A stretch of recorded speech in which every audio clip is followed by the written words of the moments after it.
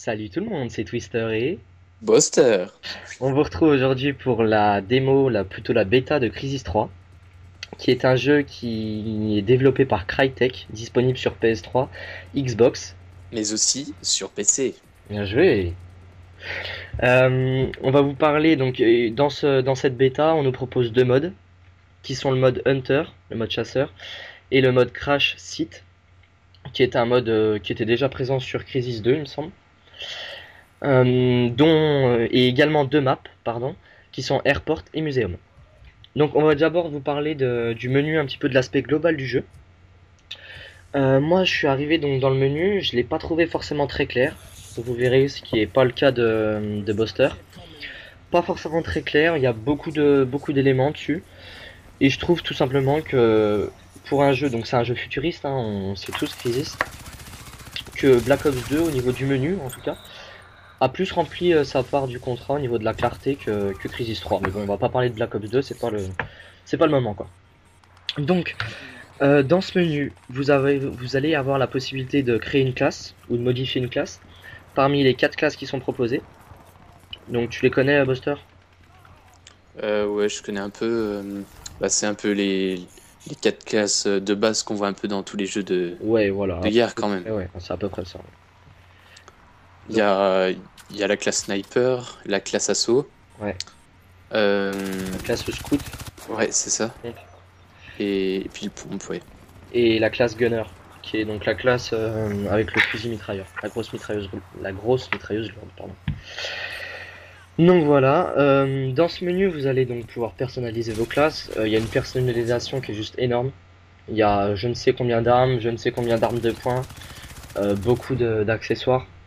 Vous avez le choix donc parmi trois accessoires sur votre arme.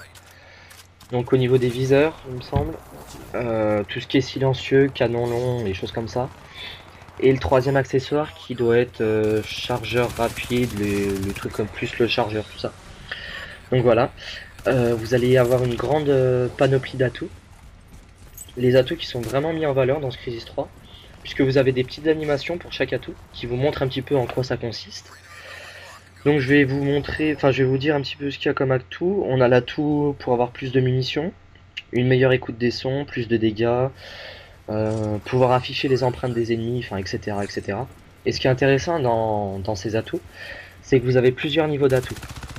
C'est-à-dire quand vous allez débloquer votre atout, vous allez pouvoir l'augmenter niveau 1, niveau 2, niveau 3. Il va faire de plus en plus de bien. Donc on a aussi la présence de défis qui apportent un gain d'expérience. Ça fait un petit challenge, ça apporte un peu de fun dans le jeu, une sorte de... Ouais, des petits défis. Donc ils sont assez sympas, on peut en sélectionner 3 parmi une dizaine qui nous sont proposés. Donc voilà, c'est à peu près tout ce que j'avais à dire sur l'aspect du menu.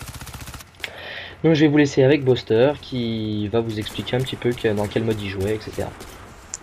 Alors oui, je vais vous expliquer très rapidement un peu le mode où j'étais. Donc il s'appelait Crash Site et j'étais sur la map Airport.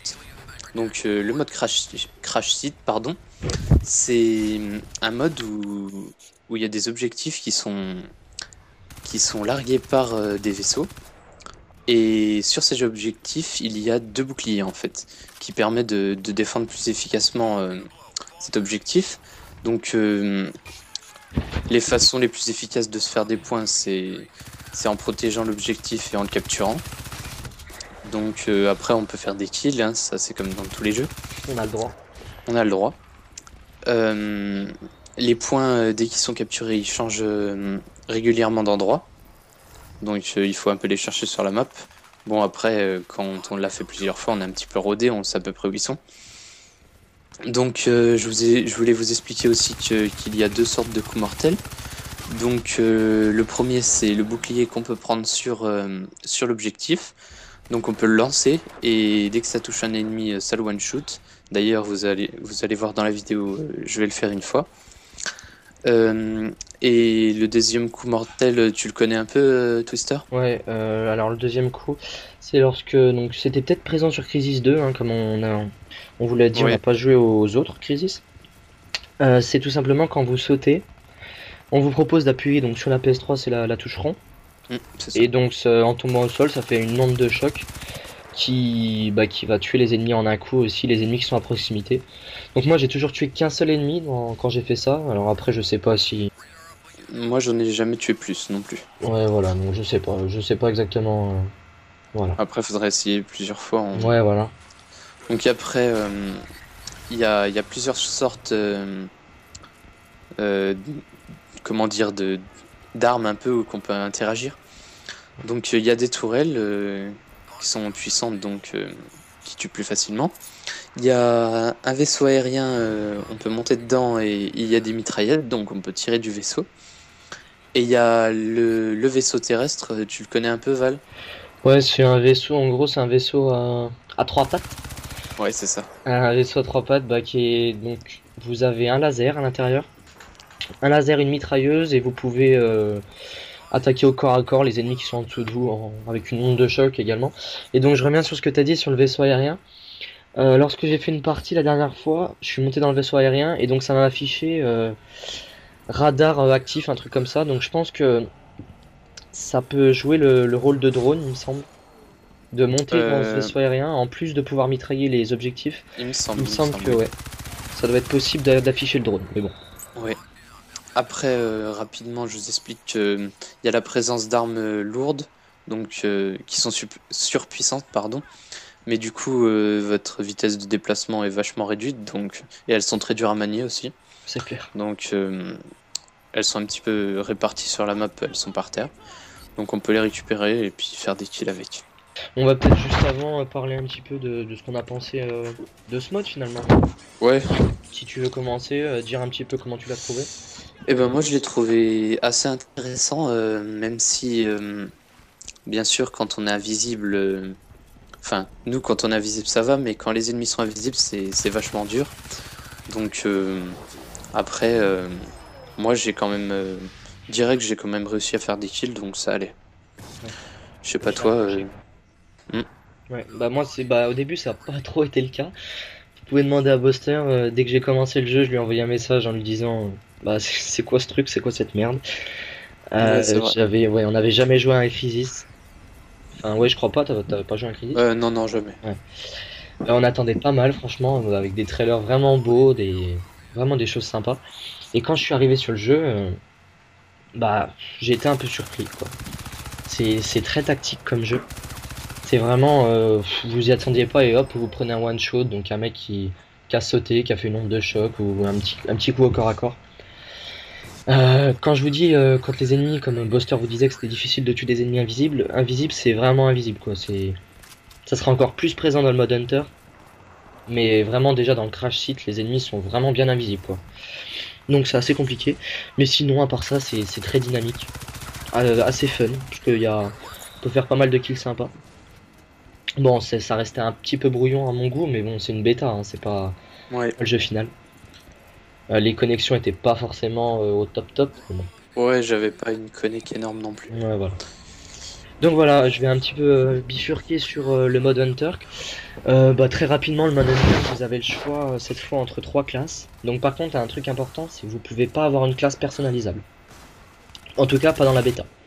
Vous avez vraiment le choix donc entre la classe Ranger, qui est un petit peu la classe Assaut, la classe Sniper et la classe Close Quarter. Donc la classe Ranger, vous avez une grenade qui repère les ennemis invisibles, donc les chasseurs. La classe Sniper, vous avez un détecteur de chaleur. Et Close Quarter, je ne me souviens plus exactement. Donc c'est vraiment un mode qui va jouer énormément sur l'écoute. Les joueurs sont partagés en deux factions, les agents du sel et les chasseurs. Les agents du sel sont bien armés au niveau donc détecteur de mouvement, grenades, détecteur de chaleur, etc. Ils sont au nombre de 10, tandis que les chasseurs sont 2, mais par contre eux sont constamment invisibles, alors que les agents ne peuvent pas être invisibles. Constamment invisibles, ils ont le fameux arc de l'arc de Crisis, Crisis 3. Ouais, qu'on voit dans le trailer et tout. Ouais voilà, l'arc qui nous a fait envie. Donc cet arc qui one shot.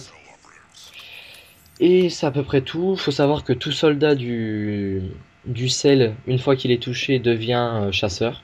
Donc il y a deux façons de faire des points. Soit tu es un chasseur ou tu es un agent du sel.